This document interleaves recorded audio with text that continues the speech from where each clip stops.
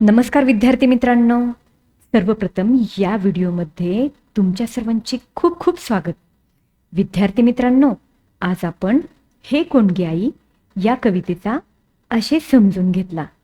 आता आपण या कवितेखालील स्वाध्याय पाहूयात. चला तर मग, हे कोणगी आई स्वाध्याय. प्रश्न पहिला, एका वाक्यात उत्तरे लिहा.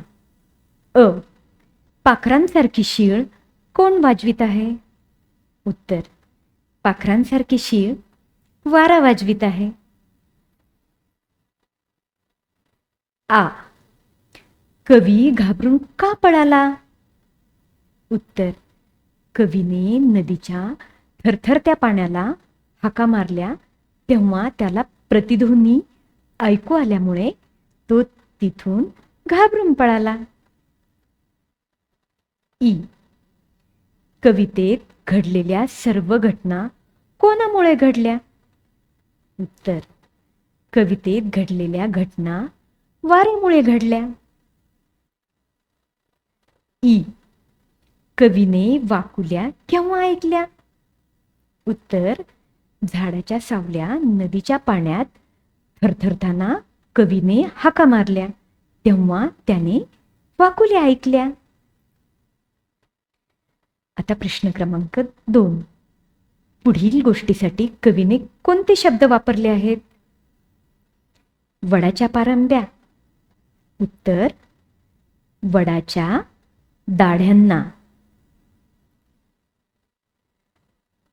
आ, दाट झाडातून म्हणजे पानातून वारा वेगाने वाहतो तेव्हा येणारा आवाज. उत्तर, ओढोनी हालवी कोणगे पालवी कोणगे जोराने मोठ्याने मोठ्याने शिळगे वाजवी पाखरा लाजवी. विद्यार्थी बालमित्रांनो, आता पाहूयात प्रश्न क्रमांक 3.